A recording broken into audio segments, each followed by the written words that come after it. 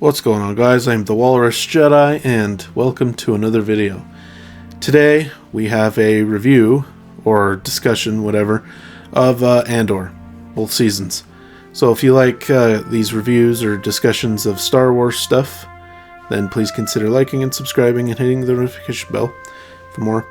Without further ado, let's get to Andor.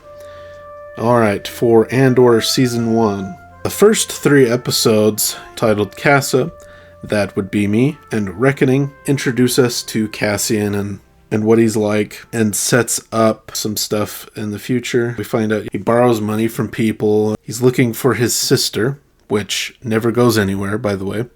And he wants to sell something that he had stolen from the Empire.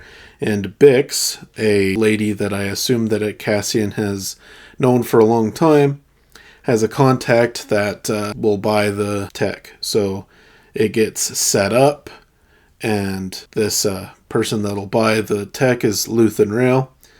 So he comes to Ferrix. Meanwhile, you have the corporate people, because Cassian killed 2 officers who were basically harassing him, so he killed them. They're investigating that, and then they slowly figure out, oh, let's go to Ferrix and do that. Some people on Ferrix leaked that, oh yeah, Cassian did it. So that arc ends with Andor and Luthen escaping the corporate officers, and Cassian basically joins Luthen's band of rebels, because he's got a mission that he needs another person on, apparently. Next arc, you have Aldhani, the Axe Forgets, and the Eye is this mission. It's on Aldhani, and the objective is that they have to steal the Imperial payroll at this base on Aldhani. So the episodes are spent Andor ingratiating himself in the crew with what time there is, because it's very close to the time that they're going to do the heist.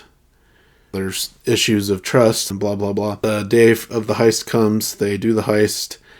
It goes off without a hitch for the first little while, and then things happen. Some of the crew die, and they basically have to get out of there with a good chunk of the payroll. And one of their people is injured, so they go find a medical person. So while they're in medical, Andor is hanging outside with one of the other crew, and he's like, hey, let's take the money and run. Cassian shoots him, and then he takes his cut and leaves. And the next 4 episodes are kind of what you would call the prison arc. So you have Announcement, Narkina 5, Nobody's Listening, and One Way Out. So Cassian is kind of on the run. He goes to a resort planet, and he's captured by the Empire because they were chasing some people along the beach. It's a case of they thought he looked suspicious, so they arrested him, and he is sent to a prison where they're building components of the Death Star. He plans with some of the other prisoners, and they do an escape attempt, and they manage to escape, and he gets off the planet. All the while, the Empire had gotten involved in Ferrix because they were investigating the stolen part that Andor stole, so they were looking into that, and that led them to Ferrix. And so Ferrix is under Imperial scrutiny, and there's a large Imperial presence there now, so it's very dangerous for Andor to return there. But his mother is sick, and she dies, so obviously he wants to return home for the funeral. And the Empire knows this, so they basically allow it, because they want to capture Andor. So he returns home, and they do not capture him. The people of Ferrix start rebelling. Cassian's mother, her final message is basically one of like, well, rebel, start fighting against the Empire. And they do. A bunch of people die, and Cassian escapes, and that's kind of the end of Season 1. Alright, for Season 2, the first arc, you have 1 year later, Sagrona Tima, and Harvest. And in these 3 episodes, Cassian steals a prototype TIE fighter, which is irrelevant and it doesn't matter. And then on Yavin 4, he gets captured by amateur rebels and then escapes to the Wheat Planet, where the survivors of Ferrix are. Then the survivors of Ferrix make ready to leave as the Empire is checking for illegal immigrants, and they are illegal. Bix kills an officer trying to have his way with her.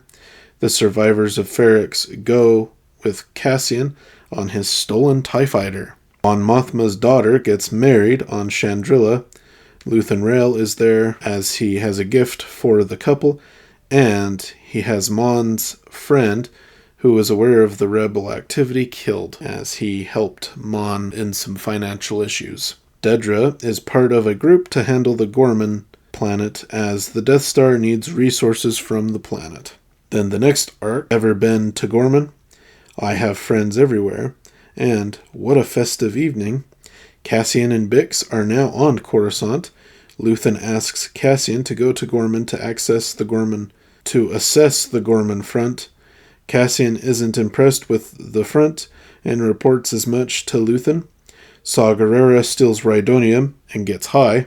Cyril and Dedra, along with the ISB, allow the Gorman front to attack some Imperial stuff because they want to foment rebellion and kind of help their cause. The two lesbians are sent to Gorman to aid the front as Andor's like, oh, I'm not doing this. They succeed, but one of the lesbians is shot by a front member and she dies. And then the next arc, Messenger, Who Are You? And Welcome to the Rebellion. The Empire commits genocide on Gorman, leading Mon Mothma to speak out in the Senate, calling the Emperor on his crimes. Because of this, she has to leave immediately after this speech, and Cassian gets her to a safe house where the rebellion will get her. That's the important stuff in that arc. Yes, the other characters are doing things and whatever. Then the last arc, Make It Stop, Who Else Knows, and Jedha Kyber Urso. Luthen stabs himself to prevent Dedra getting information on the rebellion as she corners him. Cassian gets his assignment. Cassian gets Luthen's assistant Clea off Coruscant, and she has info regarding the Death Star. Dedra is arrested for leaks regarding the Death Star. Cassian goes to meet a contact we see in Rogue One, and Bix is back on the wheat planet. She has a baby, probably Cassian's, and that's where the show ends. My thoughts on Andor as a whole. It's boring. For the vast majority of the show, I didn't really enjoy it at all. A lot of people for season 1 at least say, oh, the prison arc is great. And I'm like, no, it's not. Why are there all a bunch of humans? Shouldn't this be like aliens getting enslaved and making Death Star pieces? The show has hardly any aliens. The aliens, you see your background and you don't get a good look at them. I will say the second half of season 2 is, in my opinion, the best part of the show, but that doesn't mean that I like this show or think it's good. I would say, yes, there were bits and pieces that I enjoyed of the show. The Empire is competent and the best part of the show. The weakest part of the show is the show's namesake, Cassian Andor. Why is this show called Andor? I don't understand that. It doesn't make sense to me.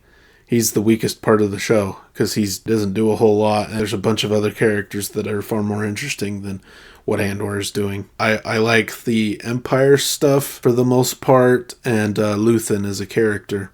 Pretty good. Despite this stuff that I enjoyed, I would say don't bother watching this show. It's boring, and the pacing is slow. A snail is faster than this show. I understand sometimes shows need to have a slower pace, but this is glacially slow. I don't have a whole lot of thoughts on this show besides, it was boring. I didn't enjoy season 1 at all, and the first half of season 2. Some Luthen stuff and some Empire stuff is the only thing that kept me bothering to watch, so I would not recommend it. I'd give a 4 out of 10. If you really are curious, just look up Andor clips on YouTube. Well, that's my opinion on Andor. Something that I don't think we needed. And I don't think it's as great as everyone is saying. Alright, let me know what you thought of Andor in the comments down below. Don't forget to like and subscribe if you enjoyed, and until next time, thanks for watching.